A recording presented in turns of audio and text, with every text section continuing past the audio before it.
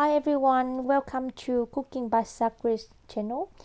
Today I would like to show you how to cook pasta, but no using too much time, no need too much attention, and especially we don't waste gas. Firstly, we turn the heat to medium-high to boil the water. When the boiling water looks like this, we start to drop the pasta.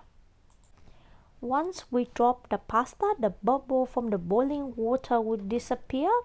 We still keep the medium-high heat. After that, we just put the lid on. At this time, the heat still be at medium-high. We wait until a lot of bubble in the boiling water come back. We turn the stove off and wait for another 10 minutes. During these 10 minutes, the stove is off.